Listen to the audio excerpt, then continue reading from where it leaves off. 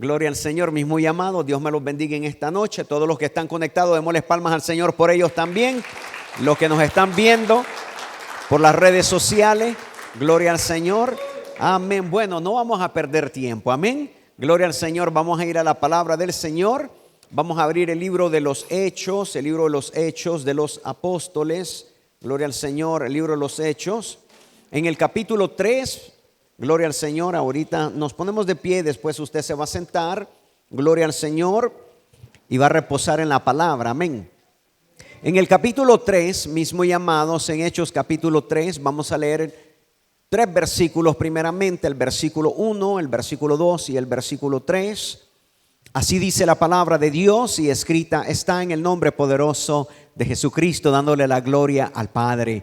Dice así: un día subió Pedro y Juan al templo a las 3 de la tarde, que era la hora de la oración. En otras versiones dice la hora novena. Junto a la puerta llamada Hermosa. ¿Cómo se llamaba la puerta? Hermosa. Había un hombre lisiado de nacimiento, al que todos los días dejaban allí para que pidiera limosnas a los que entraban en el templo. Cuando éste vio a Pedro y a Juan, estaban por entrar, le pidió limosna. Esta es palabra de Dios, hermanos. Puede sentarse, mi amado, gloria al Señor, en esta preciosa noche de discipulado. Entendemos que la semana pasada, el jueves pasado, no pudimos enseñar, gloria al Señor, la gloria de Dios estuvo preciosa en este lugar y bueno, no nos dio tiempo de poder compartir la palabra, pero disfrutamos la presencia de Dios. ¿Cuánto amamos la presencia de Dios en esta casa? Démosle palmas a la presencia divina de nuestro Dios. Se movió preciosamente el Espíritu Santo, gloria al Señor, pero hoy vamos a ir y hoy sí vamos a estudiar, amén. Bueno, terminamos juntos el capítulo 1 y la semana antepasada terminamos el capítulo 2 del libro de los Hechos y fue fascinante aprender tanto, gloria del Señor, de lo que no sabíamos. Es interesante que a veces podemos leer un capítulo, podemos leer todo un libro y de pronto nos encontramos con alguien enseñando, gloria al Señor, aquí en este ministerio y nos damos cuenta que habían tantas cosas que podíamos aprender y nos las habíamos perdido. Y yo creo que con toda seguridad, para nosotros el libro de los Hechos capítulo 2 fue un abreojos para la mayoría, sino para todos. ¿Cuánto podemos decir amén? Se nos abrieron los ojos del entendimiento, se nos abrió el corazón al darnos cuenta verdaderamente cómo Dios estaba tratando, gloria al Señor, con los principios de la iglesia. Qué es lo que Dios estaba tratando de hacer en ese primer siglo con cada uno de sus hijos, gloria al Señor. Y en ese momento, gloria a Dios, que nuestros ojos fueron abiertos, gloria al Señor, ahí nos damos cuenta que se abrieron unas ventanas, gloria al Señor, para poder aprender de qué tan hermoso, gloria al Señor, eran esos primeros años de la iglesia, gloria a Dios, y podemos estudiarlo a través de las escrituras que han sido inspiradas por el Espíritu Santo, y aprendimos el poder del Espíritu Santo, aprendimos el Pentecostés, que no solamente era una fiesta de celebración, pero en ese día tan especial en Hechos capítulo 2, todo cambió para los que estaban ahí y para los apóstoles. Fue increíble, pero cierto. Fue innegable, gloria al Señor, que aunque el enemigo trató de quitarlo, nunca pudo hacerlo, porque las promesas de Dios se sostienen para siempre, son amén. Lo que Dios promete, Dios lo va a cumplir. Gloria al nombre del Señor. Y eso es lo precioso de Dios, que Dios cumple lo que Él promete.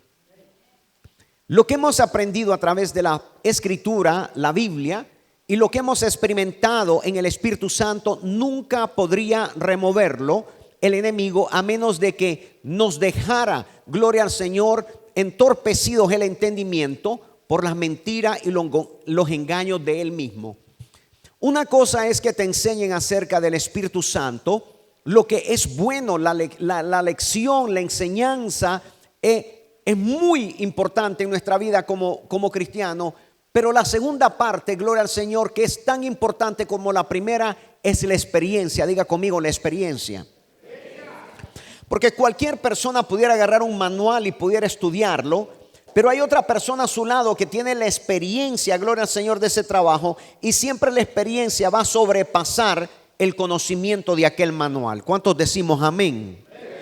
Por eso la escritura, gloria al Señor, no solamente es enseñanza y es entendimiento, pero también a través de la escritura podemos tener experiencias. Diga conmigo, experiencias. Pero hoy vamos a entrar en un capítulo nuevo, que fue el capítulo 3 de que acabamos de empezar a leer, y que lo que encontramos ahí en los primeros capítulos, en ese capítulo y en los primeros 3 versos, nos llama mucha la atención.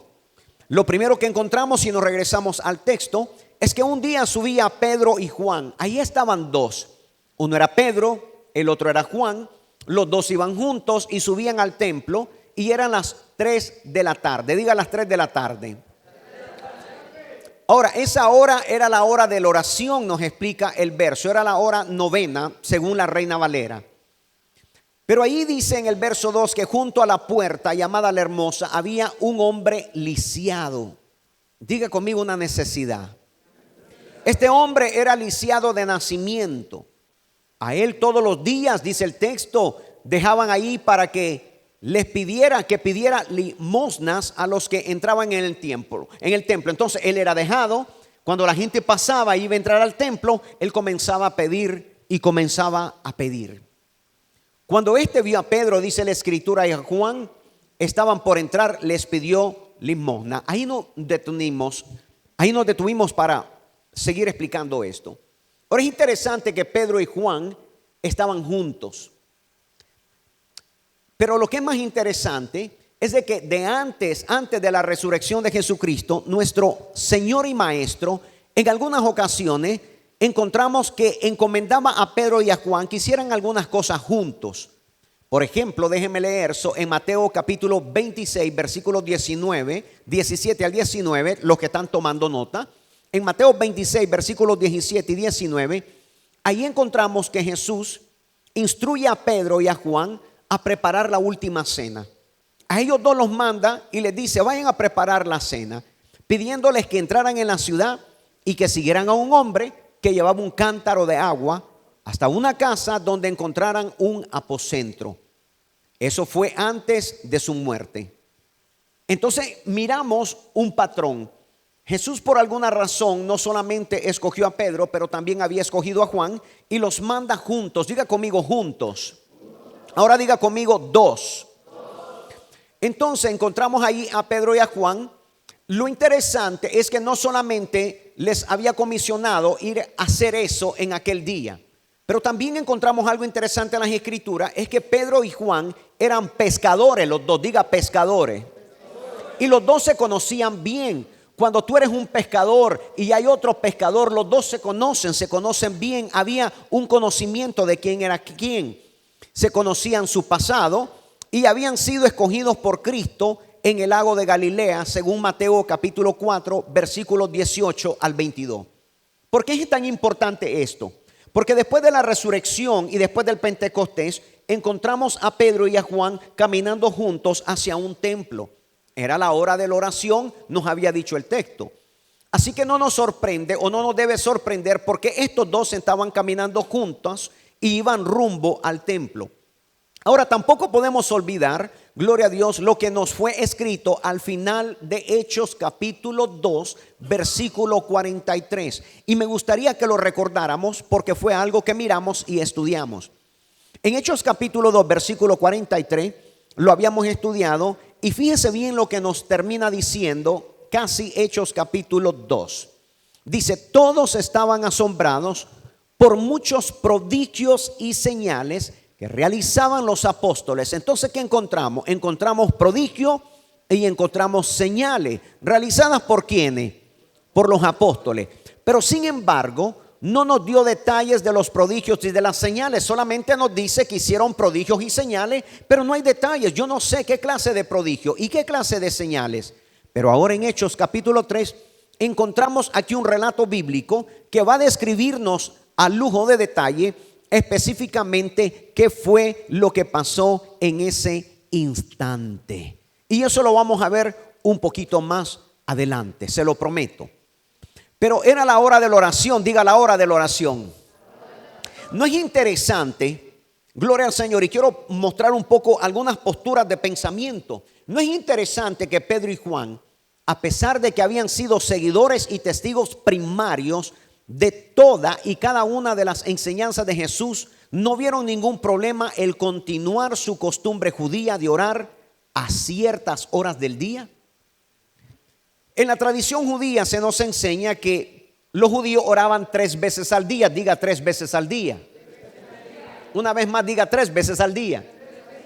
Pero encontramos que los apóstoles ya habían sido convertidos al cristianismo, pero ellos venían de un judaísmo. Ellos venían con cultura judía, venían con costumbre judía, venían con pensamiento judío, pero ahora completamente renovados en una mente cristiana. Gloria al Señor a través de Cristo. ¿Qué es lo que me quiere decir con esto, pastor? Que cada vez que tú te encuentras con Cristo y tienes una intimidad con Cristo, gloria al Señor, no importa de dónde tú vengas, qué nación eres, qué cultura tenías, de pronto Dios va a tomar todo aquello y va a completamente hacer que tu mente, gloria al Señor, se convierta completamente a un pensamiento de Cristo. Así que no se preocupe, gloria al Señor, si venimos con un pensamiento diferente. Aceptemos que Cristo va a tomar lo bueno de nosotros y lo va a usar. Diga a tu hermano a tu lado: Dios siempre toma lo mejor de ti y lo va a usar. Dios nunca desecha nada. Él toma lo mejor de nosotros y lo usa. Y aquello que piensa que no sirve, lo toma y lo transforma. Dígale a tu hermano a tu lado: Él es un Dios transformador.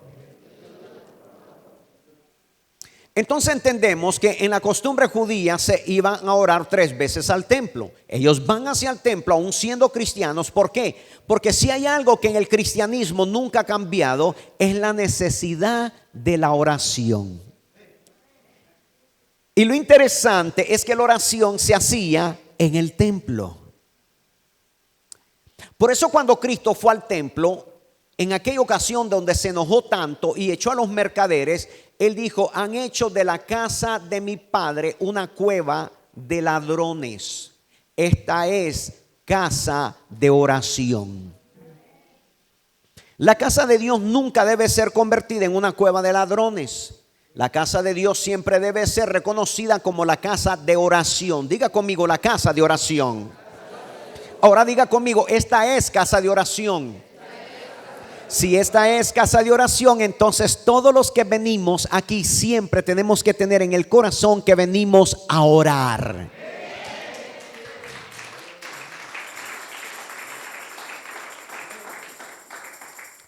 Entonces nunca fue removido el concepto de ir a la casa de Dios a orar. Siempre fue en la cultura judía y también fue en la cultura cristiana. Por otra parte, el apóstol Pedro y Juan no visitaban o entraban al templo a la hora de los sacrificios. Había una hora específica donde los sacrificios eran realizados. A esa hora ellos no se presentaban, sino que ellos se presentaban a la hora de la oración. ¿Por qué? Porque los apóstoles habían comprendido que aquel sistema de los sacrificios del pacto antiguo habían sido cumplidos completamente en el sacrificio perfecto de Cristo Jesús.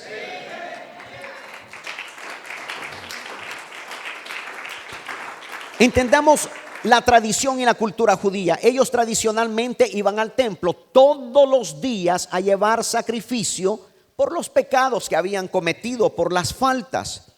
Y es por eso que el apóstol Juan y Pedro no van a la hora de los sacrificios al templo, sino que van a la hora de la oración. Ellos entendieron perfectamente que el sacrificio de Jesucristo, habiendo sido cumplido en la cruz, ya completamente lo realizaba todo. Ellos entendieron que ya no había más sacrificio que hacer, porque su Señor y su Salvador lo había cumplido todo. Entonces la intención de los apóstoles, gloria al Señor, al estar ahí presente durante la oración, era una obra evangelística y misionera. Quiere decir, tenían un propósito, querían alcanzar algo, tenían en su corazón y en su mente, y no solamente era el ir a orar, pero hacer evangelización y hacer la obra misionera. Los apóstoles no fueron al templo para que pudieran orar según los ritos antiguos o las traducciones de la ley, sino como Jesús le había enseñado a ellos a orar. Fuera de los ritos, fuera de las tradiciones, ahora tenían un contacto directo, gloria al Señor, a través de aquel velo que se había roto, gloria al Señor, cuando Jesucristo dijo: consumado es. En otras palabras, hecho está. Ahora ellos encontraban la oportunidad de difundir el mensaje de la cruz y la resurrección. En pocas palabras, ellos estaban ahí para evangelizar.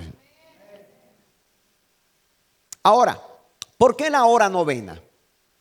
Hay que comprender, como lo había explicado antes, que los judíos, por la tradición de los patriarcas, oraban 3 veces diarias. Por ejemplo, leamos Salmos capítulo 55, versículo 17. Porque esto de orar 3 veces, gloria al Señor, no es un invento de ningún predicador, sino que encontramos algo. Y esto solamente voy a dar un verso, hay más, pero me voy a concentrar en Salmos capítulo 55, versículo 17. Y observe bien lo que nos dice Salmos capítulo 55, versículo 17. Este fue David, el salmista, escribiendo este salmo, y escuchen bien su declaración. Observemos. Dice: en la noche, en la mañana y al mediodía. Diga conmigo: en la noche, en la mañana y al mediodía. Suena bastante similar las horas de nuestra oración, ¿verdad? Oramos cuando nos vamos a acostar, oramos cuando nos vamos a levantar y oramos durante la tarde. Aquí la escritura nos dice con toda claridad que David había hecho una declaración: en la noche, en la mañana y al mediodía clamo angustiado y Él me escucha. Mi amado, qué cosa tan linda y tan hermosa que podemos hacerlo por la noche, por la mañana y por la tarde, y conectarnos directamente con el Padre a través de la sangre de Jesucristo y tener una intimidad completa con Dios. ¿No es eso grandioso, mi muy amado? Gloria al Señor. Y es por eso que ellos entonces usaron ese tiempo de las 3 de la tarde, gloria al Señor, para ir a orar. Otra cosa que es importante es que durante los tiempos de Jesucristo habían 2 sacrificios que se realizaban en el templo cada día. Uno era por la mañana, lo que podemos llamarle el matutino, y después a la hora tercera, gloria al Señor, que era a las 9 de la mañana, y en la tarde, gloria al Señor, que era a la hora novena, gloria al Señor. Pero solamente habían 2 sacrificios, el de la mañana y el de la tarde, y después la hora de la oración, que eran las 3 de la tarde. Dios nunca se equivoca, porque fue a la hora novena, a las 3 de la tarde, cuando fue sacrificado el Cordero de Dios que quitaba el pecado del mundo.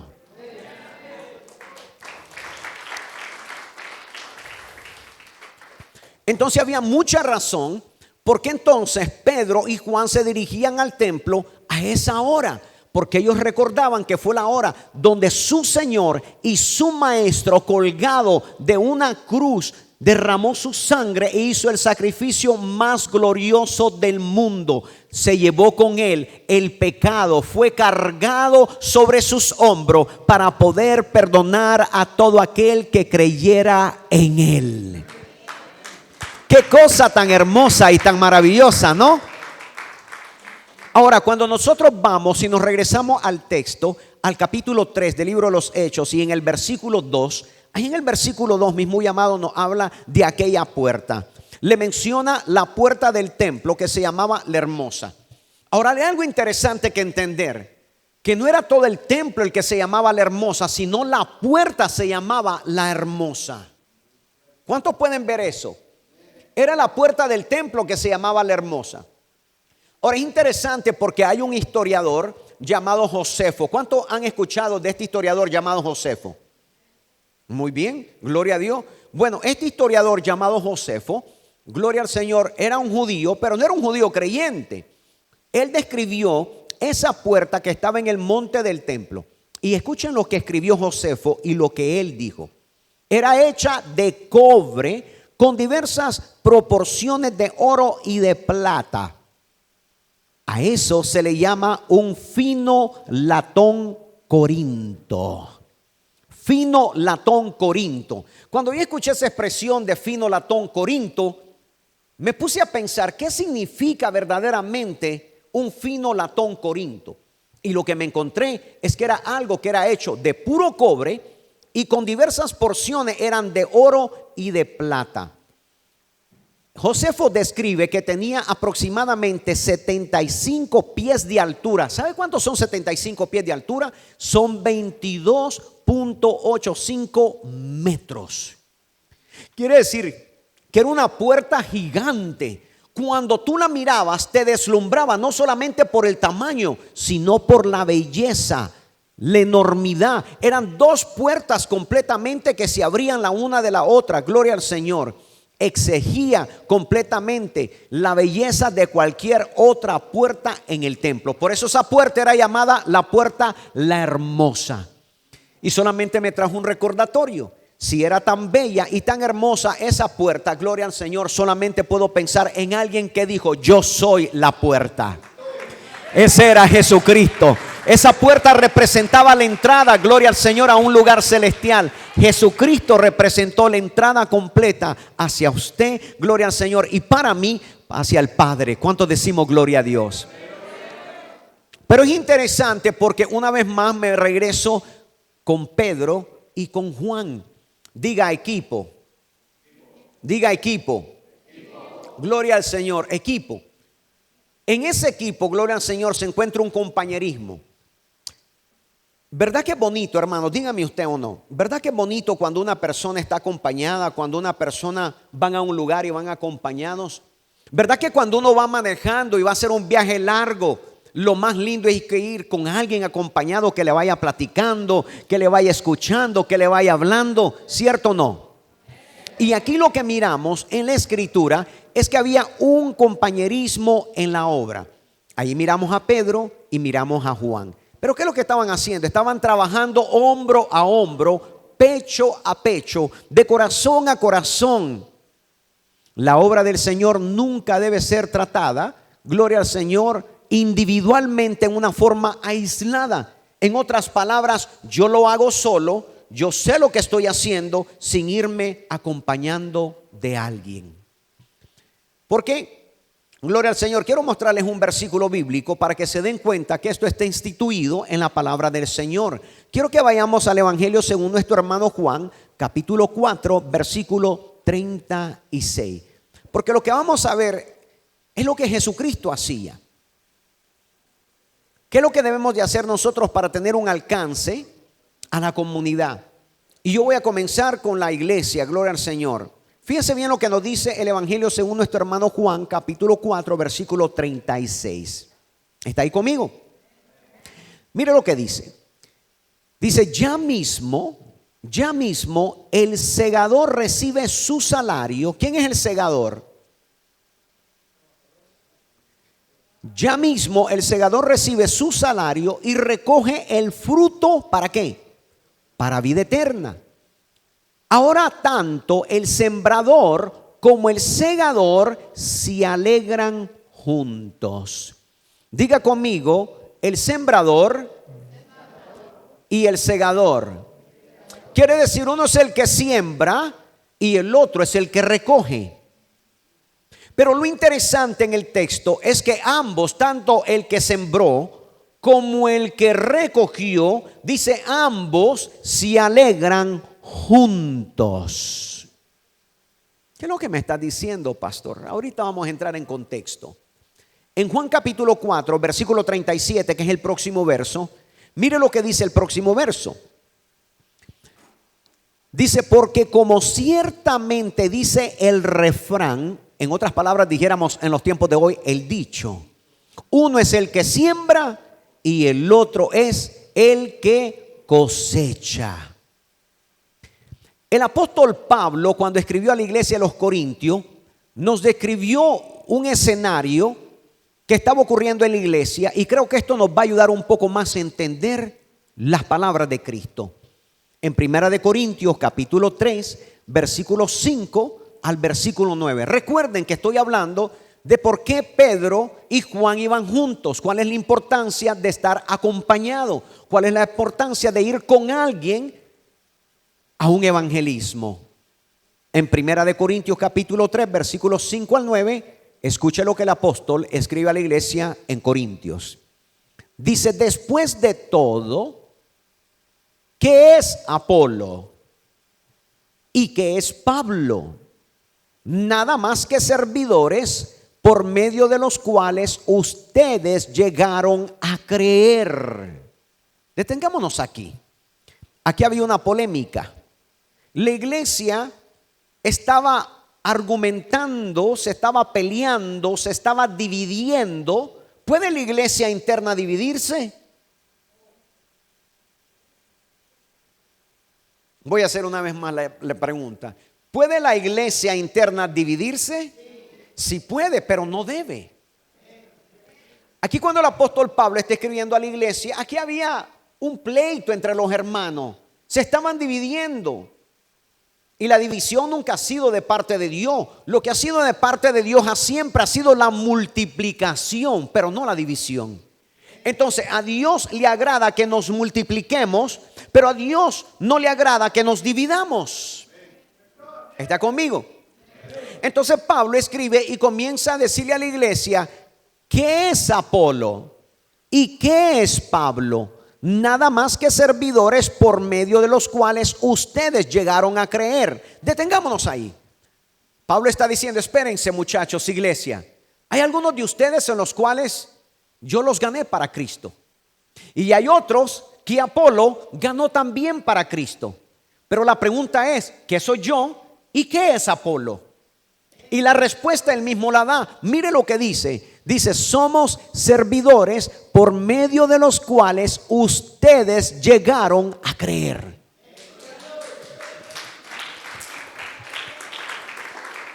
Ahora mire qué hermoso. Continúa diciendo: según lo que el Señor asignó a cada uno. Quiere decir, espérense, Dios me asignó algo a mí. Yo soy el apóstol Pablo, pero también le designó algo a Apolo. Él es Apolo, Dios se lo dio.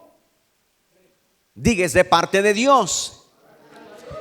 Observemos nuestra congregación. Pensemos un poco. Yo soy el pastor, gloria al Señor, pero de pronto el hermano Daniel viene y nos enseña y nos instruye. Y de pronto viene el hermano Edil y nos predica. Y de pronto viene un pastor invitado y un evangelista invitado, y todos estamos predicando. Pero todos pudiéramos decir lo mismo que dijo el apóstol Pablo. El apóstol Pablo dijo: ¿quién soy yo? ¿Quién soy yo? Dijo: ¿quién es Apolo?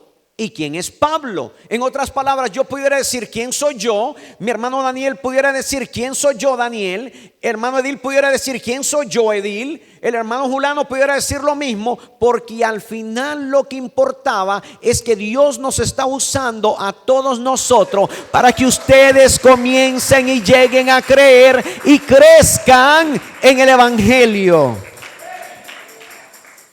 Ahora fíjese bien en el versículo 6 lo que dice. Dice el apóstol: yo sembré, Apolo regó, pero Dios ha dado el crecimiento. En otras palabras, la gloria siempre sea a Dios.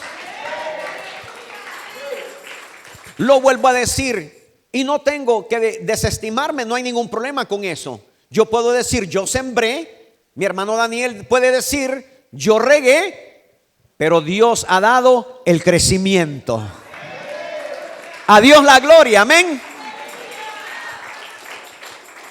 Observen el versículo 7. Así que no cuenta ni el que siembra ni el que riega, sino solo Dios, porque es quien hace crecer. ¿Quién hace crecer? Él hace crecer. Una vez más el 8 dice, el que siembra y el que riega están al mismo nivel, aunque cada uno será recompensado según su propio trabajo. Verso 9, en efecto, nosotros somos colaboradores al servicio de Dios. ¿Que somos? Colaboradores. ¿Al servicio de quién?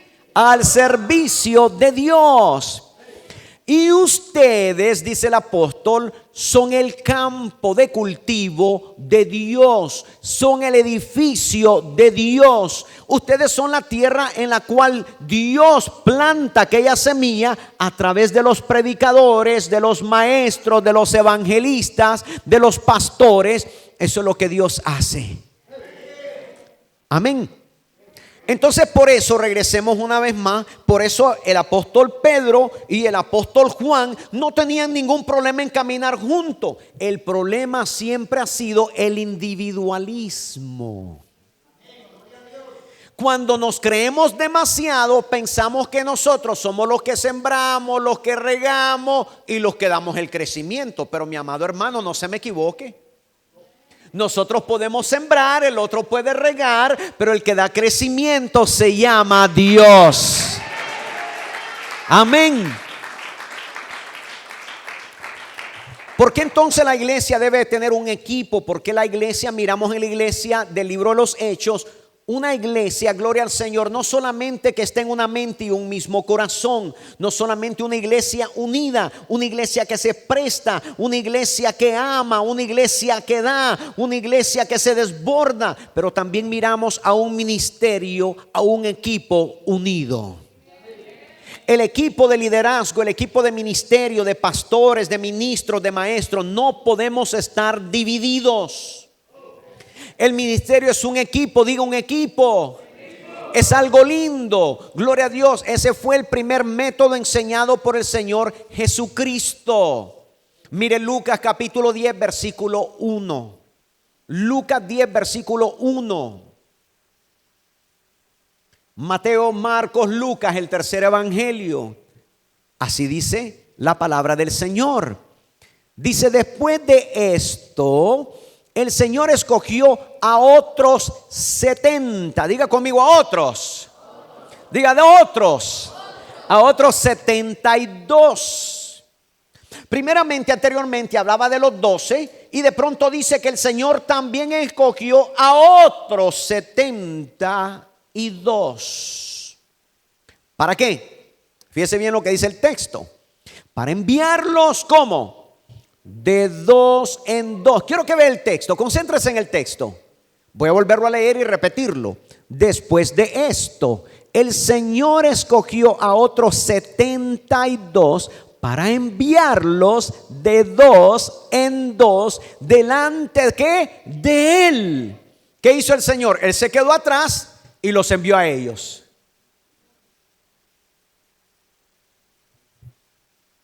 Se quedó atrás y los envió a ellos. Los comisionó. Pero pastor, si ya había escogido 12, ¿para qué quería más?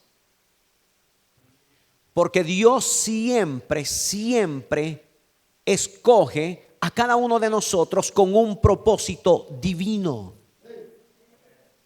Diga conmigo, Dios me quiere usar. Lo que pasa es que a veces me he rehusado. Pero la verdad es que Dios nos quiere usar a todos. No quiere usar a uno más y al otro menos. Dios nos quiere usar a todos. Por eso había escogido a 12. De pronto escoge a 72 más y los envía en pos de Él. Dice que los envió de dos en dos. ¿Cómo los envió? De dos en dos. Delante de Él. ¿A dónde? A todo el pueblo y lugar donde Él pensaba ir. Dios te envía a ti para que cumplas tu misión.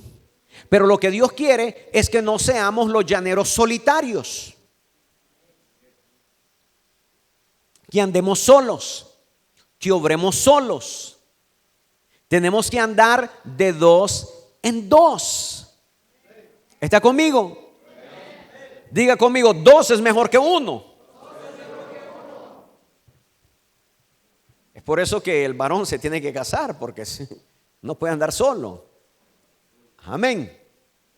Ahora, esta fue la práctica de aquellos grandes hombres que sembraban en la iglesia. Por ejemplo, encontramos a Pablo con un Bernabé. Eso lo vamos a estudiar después en el libro de los Hechos. Después encontramos a Bernabé con Juan y también lo encontramos con Marco. Es interesante. Y después encontramos a Pablo con Silas. ¿Está conmigo? Entonces quiere decir que todos ellos tenían que aprender a sembrar y todos ellos tenían que aprender a regar para un día poder cosechar. Porque todo aquel que siembra y riega recibirá cosecha. Pero ¿cómo podemos nosotros, si no aprendemos a sembrar, no aprendemos a regar, entonces nunca podremos recoger cosecha? Y Dios nos ha llamado a todos nosotros a recoger cosecha.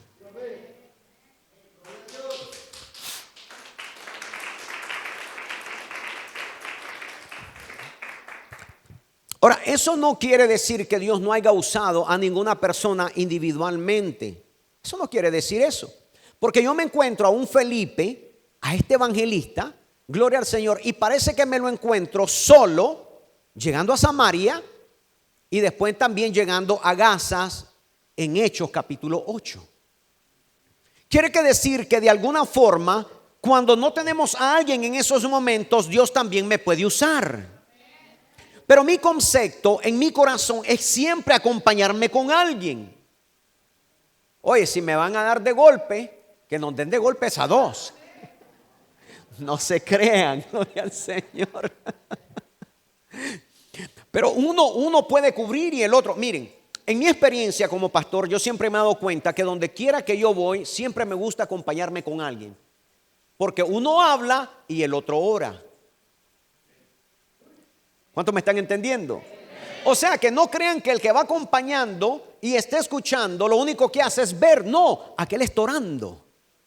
Aquel habla, el otro ora. De pronto el otro se cae, el que estaba hablando, y este recoge la palabra. ¿Están conmigo? ¿Seguro que sí? Entonces, por eso Pedro y Juan no fueron solamente al templo para orar. Gloria al Señor. Ellos iban ahí porque habían muchas personas que iban a estar presentes. ¿Y qué es lo que querían hacer? Si la gente estaba presente, los querían alcanzar. Querían enseñarles y hablarles del evangelio, de esa gracia preciosa a través de Cristo Jesús. Hay muchas cosas que quiero hablar, gloria al Señor, y quiero compartirles, pero hoy me voy a quedar aquí. ¿Está bien? ¿Está bien con usted? Es que si le doy demasiado se le va a olvidar. Entonces prefiero darle un poquitito que absorba, gloria al Señor, que se fermente, que piense, que coma sabroso el alimento espiritual y de pronto Dios le dé sueños y visiones y reflexiones, gloria al Señor, de lo que hemos recibido. No quiero que se me llene a tal punto que el ombligo umbilical se le vaya a salir. Así que mejor coma poquito, coma sabroso y medite en ello. ¿Está bien? Nos ponemos sobre nuestros pies, mis muy amados, en esta preciosa noche. Cerremos nuestros ojos. Gloria al Señor. Y vamos a dar gracias. ¿Qué les parece? Ahí con tus ojos cerrados. Padre, queremos agradecerte con todo nuestro corazón por tu hermosa palabra, que siempre nos enseña, nos abre no solamente el entendimiento, pero también nos llena el corazón. Que esta palabra, Señor, no regrese a usted vacía, sino que haga lo que usted le ha predestinado a hacer en cada corazón. Edifica los corazones de tus hijos. Levanta a aquel que necesita ser levantado. Alimenta a aquel que estaba hambriento de conocerte y de saber de ti. Señor Padre, bendito Dios, sana a través de tu palabra aquel que necesitaba sanidad en el alma y en el corazón. Deja, Señor, que tu palabra no regrese a ti, sino que haga lo que usted le ha mandado hacer en cada corazón. Así como envió, Señor, a Pedro y a Juan, y así como ellos reconocieron la necesidad de estar en el templo orando, de la misma manera que usted ponga en nuestros corazones esa necesidad de querer venir a tu casa a orar, a buscarte, a hablar contigo,